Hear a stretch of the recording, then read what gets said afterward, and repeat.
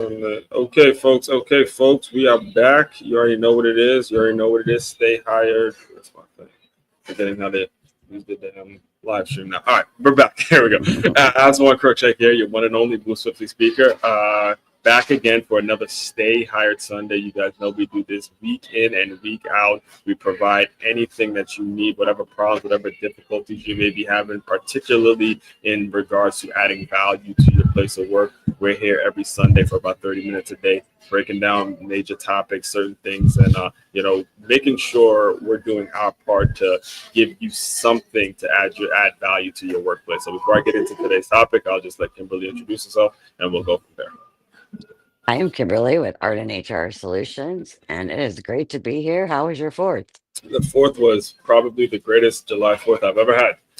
We went to, Nice. me and my girl, we went to St. Augustine. This was the only part of Florida that I have not visited. So it was a Nice. checklist off. I've been to St. Petersburg, the Keys, Orlando, Tampa, Jacksonville, obviously Miami, West Palm Beach, Fort Lauderdale, Naples, Tallahassee, Gainesville, Panama, every major part of Florida. I hit St. Augustine, was on Daytona. Shoot, I almost forgot Daytona, Vero, and Charlotte. So one part that I haven't gotten to, and I was there. And whenever I'm on vacation, as you regular listeners know, you know what I'm doing. I'm thinking about work, obviously. And I'm thinking about getting back on these live streams, getting back on Sunday, getting with Kimberly. And one of the things I actually talked about this morning on the Move Swiftly Thought is I'm a runner. So we had a hotel that was right in downtown, and I got an opportunity to see Flagler College, to see the downtown area when there was nobody there that morning. And then it literally transformed that Friday as the fireworks came out. So Yeah. as I was seeing people prep for their businesses, like, I saw one lady, she's painting, she's doing like the last minute painting, and other people are making sure that the parking and the cones are set up. And, people were kind of gathering up. There's so many folks that are doing odd jobs. And we talk a lot about AI on this show. As you know, Mhm. that's kind of the new thing. But what I really wanted to get your perspective on and kind of just have a conversation about is those odd jobs that AI can't replace. A lot of former military, I know that's something you're very familiar with. A lot of people who do jobs that aren't favorable, aren't glamorous, but everything they do makes it so we can enjoy ourselves on a July 4th. So, I'll Yep. kind of just start there, and then we'll kind of break down the questions if you want to add anything to that. I think about that often too, because a lot of times people take for granted that there's those people Absolutely. behind the scenes, right? Hmm. And so what happens when everybody leaves for July 4th, when you're going to a party or a festival or event, Hmm. there's those people that pick up the trash, clean the streets, put the chairs back, put the tables back, whatever that looks like, take the lights down. There's the people that set off the fireworks. There are so many things, and are they glamorous jobs? Absolutely not. But I think we live in a world now that they um, want that continuous income. And Hmm. so they're not thinking about, hey, there's these jobs still that AI can't do, Right. and so these people are, anyone that does any type of those things are so Mhm. important. And I'm so happy you brought this up because that leads into exactly what the discussion is going to go off behind, or what we're going to talk about today, basically, is making it so those odd jobs are seen as more valuable. All right. And Yes. I'm going to make sure I give you guys an example of this. So before the fireworks started, me and my girl, we found a fish place. And I mean, listen, Kimberly, the place was packed, absolutely packed with people. Obviously, it's July 4th. But again, one of the things I'm always doing is I'm always looking at the managers. I'm always looking at the people that are running the place to see how well they're doing. And then there was a lady who was running the shop, and she's making sure all the sauce gets here and all the fish is here and all the just doing so much that makes it so that people were able to enjoy their meal even though the place was packed. But she wouldn't be able to do that without a system. So the Right. question now becomes is how do you take the folks that are doing the manual labor, like you mentioned, cleaning up the porta potties? I mean, God, geez, doing that, putting cones on stuff. How do you Mm. systematize that to where you see more value, get people to see that as a valuable thing? Because too often are we hiring folks, are folks just looking on they're looking on a website or they're looking on something digital and then trying to match up, okay, is this person qualified for this job? with only Right. something that's digital versus can I see you in action? Can I see you actually doing something well? And then it's hard for Right. those people who are so humble and so focused. We talked about that actually when we first started. They are so focused, so humble and doing their job and putting themselves out there so folks again they're there, the jobs are there, but you're not putting yourself out there so they know it's an actual skill. So what's your thoughts on Hmm. So really, it starts with us. It starts with every person. that? You treat the CEO as well as you do the janitor. Think about it. When you go to these events or you even go to a store, the bathroom gets cleaned. It isn't anyone doing that. AI is not doing that except Hmm. for the janitor or the housekeeper, whatever that is. And Hmm. so think about that. We enjoy these things and we don't think about how it gets to there. Can you imagine Okay. the bathroom was never clean Okay. or the school was never clean? Hmm. So it starts with us and saying, we're going to treat everybody the same. It doesn't matter what their job role is. Okay, and this brings me to another point that I want to make sure I'm on record saying, and I'd love to get your response to it because it was back, and I don't know if I've actually told you this story yet because it was a while ago. I don't know. I'll repeat it if anyone's heard it already. But so my sister, she went to University of Maryland. You and me and Kimberly are both from the DMV area, and she did tell me a story about how she got to know the janitor really well in the dorms, and the janitor was actually doing it so her daughter can go to that college for free. Okay, because she was an employee for the University of Maryland, her daughter was able, and her daughter wasn't even in college yet. Her daughter was in like I want to say like high school or middle school, and she was working this janitor job, cleaning up after all these college folks that are coming in, throwing up, puking their guts out, drunk. Uh, Again, this is college life, and she was right. having to clean that up only because she wouldn't be able to afford to send her daughter to college, so she forgot about all her whatever plan she had. This was the goal, and I know now for a fact as I've grown up that the CEO that we revere so much is so appreciative of that person, but they never know who that person is. So when you mention, starts with ourselves, can you just be a little more specific in terms of who are you talking about when you say start with yourself? Is it the person that's doing the odd job for a better future, or is it the CEO that is running this company? They have all the money in the world, but they know there's a disconnect between what they're doing and the people around them are just trying to get their job versus the lady that I just mentioned who's doing something that's going to be, beneficial for the future and all that kind of stuff. So when I say it starts with ourselves, that means Hmm. every level. It Yes. starts from the leader. So the leaders need to set that expectation Hmm. that without, we always talk about a framework. The Hmm. same goes with this. You think about a housekeeping at a university, and there could be, just say, 50 buildings, Yes. and the buildings are, 3, 4 stories, Yes, and whatever I that looks like, well, not right? to cut you off, but I've actually had to do that. There was a summer, guys, at Stony Brook University where I had to do some work study stuff and changing out, sheets and linen and all that. Man, me and my boy Romero, we did it. We valued up. We got room for free. That stuff, and so we did what Right. we had to do. Exactly. Right. So you think about the coordination it takes and the scheduling it takes, because that's Hmm. going to be, say, it's 100 housekeepers, Yes. and so how do they know they're appreciated? Well, their manager's manager, they Hmm. all know that if it's broke down, if that system, that framework is broke down, the Yeah. schedule goes off, 5 people call out, Hmm. something's not to get done, so other people are going to step up, right? Right. And so it's showing that appreciation every day. And I'm Yeah. not saying go overboard, but you be intentional Yeah. about who you're recognizing and not just recognizing the Yeah. people that may have a PhD. Yeah. It's so crazy that you're mentioning this because it keeps boiling back down to results. Every time we talk, every Sunday, I honestly think it happens every single Sunday. It keeps boiling down to results. So, to the CEO, owner of X company, you guys name whatever, just name Bill Gates, all right? Bill Gates has to be able to do so much selling on his own or so many things on his own to where the folks that he lets close to him are the folks that can protect the software of Microsoft, protect the things Mhm. that are kind of patent pending about Microsoft. And those folks may not have a business degree. In many ways, they don't have a business degree. And you can apply this Right. to every single organization, go along the lines. There are specific roles. Now, the question now becomes is the humility it takes, right? The humility it takes to actually go and do these odd jobs. And up, I'm telling you guys, I had a college degree, and I was spending hours cleaning up the gyms and we cleaning up the bathrooms and taking trash out, all sorts of stuff because I knew I was going to be. It was an overnight shift, and I had time to go out and recruit and scout and do what it is I was Hmm. doing. The mentality that you have to walk around with, the person doing it, is you have to show you're willing to do these things, folks.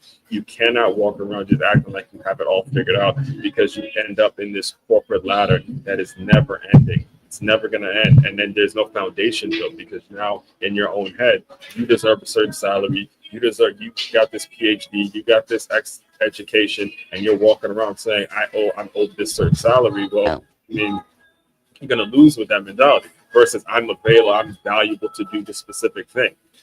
right.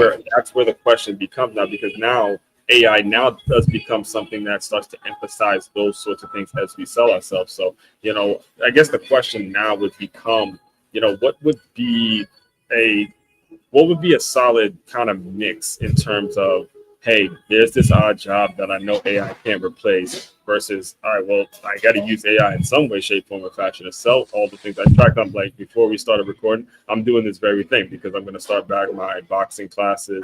Hmm. So I'm going to do it throughout the week. This is something AI can't Do. do Hmm. for me. I have to actually be at the park to do the boxing lessons, but I can say it in a way, I can put the information out in a way that's attracting all the people. So that's something I'm doing on my personal end, but I'm curious to Right. get your thoughts. And then we'll get into the questions probably about 15-minute mark today. Okay. So what I think is that anytime when is your company ready for that? And Yes. what can you automate? And that's the first thing. Because if your employees aren't ready for that, But that's an issue because they have to be on board as well. But mhm. you're right, there's so many things that cannot be done, cannot be automated. And so Right. you really need to do AI readiness, and see where your company is at for that. Okay. Just So just so the listeners are clear, because some people might not know what you mean by automate. Can you just elaborate a little bit? sure. So Yeah. something like reports. Mhm. What can AI do for me? What can we, streamline and don't have to worry about? And then these jobs like that Mhm. actually need people and define what that looks like. We always talk about job descriptions, defining role. It's the same thing, except you're now saying what can AI automate, such as reporting, for example, and Mhm. what can they not? And then Right. separate it from there. So that would be my answer to that Yeah. question. Okay, that's a big one, folks. That is a huge one. Just a few weeks ago, in the clips, there's by the way, it's a couple clips that went pretty viral, at least from my channel viewpoint. A couple thousand views is a big viral moment. A lot of people don't like listening to this type of education. We're not as entertaining as some of the other YouTubers out there. But the thing about what you just said about automating, uh, you have to understand that when a company figures out what they can automate, to if you are being paid to automate that thing, you won't be there in 2026. Okay, if you were being paid to just automate the thing that they figured out that they could use with AI, you won't be there because there won't be a need for you. That's when we talked about Microsoft and the coding and a lot of the stuff that was going wrong. So now, what is the actual fixing thing that you need to do when it comes to keeping yourself valuable? So today's well, before I get to the questions, I'll let you add anything if you wanted to. Nope, I'm good. All Let's right, go on good. with the questions. All right, good. So the let's put it out there. So the prompt this week was come up with 5 questions a business owner would ask about assessing the value of handyman or odd jobs that cannot be replaced via AI. Okay, first question that got generated was, what specific tasks require hands-on physical presence that no AI or automation can replicate, no matter how advanced? And I'll kick it to you if you have anything. But the thing I saw just this past Friday again, I was taking my morning run and saw a lady of all places, a woman. Okay, it's like a woman on a ladder, and she's painting the top of her business, doing her thing, and I almost stopped like, go get it, girl. Can you come on the show and really talk to us about handling? because that's something even I don't like doing. So that is specifically something and artificial intelligence is not doing. All right, actually painting the stuff to make it look presentable for this huge July 4th crowd that we're about to have. So I'll Well, let you they answer everything. the uh the robots are coming, I'm sure. I know everybody, but don't know if I'm into that one. We'll Right, see. right. So I think, builders, for example, Uh huh. you can't, and I mean, leaders can't be replaced. I mean, you think they can be replaced, but you have to have that. We crave human connection. And so Yes. that human connection is so important. But Yes. builders, anything to do with building something, Absolutely. cannot be replaced. Parking attendants, housekeepers, Hmm. plumbers, electricians, carpet installers, so there's so many different things that AI can't replace. And Hmm. so what are we doing to keep ourselves relevant? What are Yes. we doing different that AI cannot do in our roles? And that's how we need to think. Making a bold prediction, folks. July 6, 2025. Come 2027, these odd jobs are going to be more desirable. Come 2027, Blue they're going to collar be so much workers. more. They're going to be so much more desirable because it's not going anywhere. And this internet thing has gotten too far. There's people now that can pretend to be somebody they are online, and I think the world has just had enough of it. They want human to human connection. They want to know that you're physically able to actually Mhm. do something with the job, do your job. So Think about truck drivers too. I mean, truck drivers. our supply chain, you think you go into the store and oh, this is out. Well, it's because our supply chain is really suffering Mm-hmm. because it's hard to find truck drivers, Yep. Just the and idea of going to a CDL, all that. yep. So think about these things when you're looking for something. I'm not Let saying you me have to tell do it you, full time, but you could do it part time.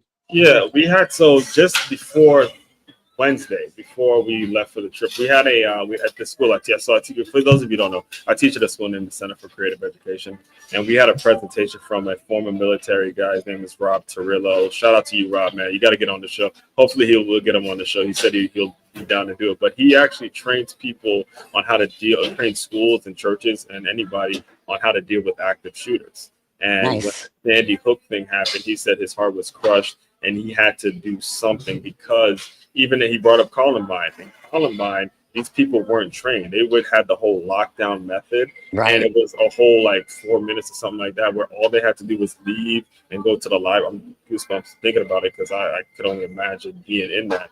They had to do was leave, and they would have been set free. And it's all because they don't value the people like Rob. Again, we grew up I was in the DC sniper era where I was told that Yep, whole lockdown method. Here I'm 36 years old, and it's like I'm now learning these things because we don't right, value these folks that do these hard, right. like handyman work. So shout out to you, Hmm. Rob, man. I'm definitely looking forward to doing a deep I would dive. love for him to come on the show. That'd be Oh man, great. he's awesome. Yeah, I gotta introduce you to him. He's awesome. He was awesome. I mean, also another fitness guy. Teaches a lot of the self defense mechanisms. So again, this kind of Nice. stuff just happens, folks. It just happens. I can't plan it. It's when you put yourself in these positions. You run into folks that are like minded, and the stuff just happens. I am not gonna sit there and tell you I'm just some magician that knows it, but it just happens. All right. Hmm. Anyway, number two. How does reliable handiwork directly impact the customer satisfaction, property value, and daily operations? Now, I just gave an example of this previously.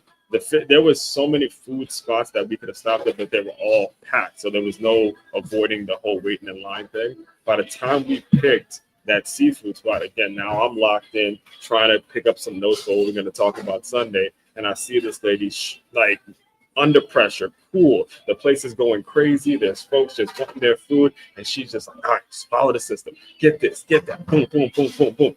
That led to my side to know that nothing was going to be going wrong with the things I'm actually consuming in my mouth. So that Hmm. was a real life example that I just had this past Friday. Right.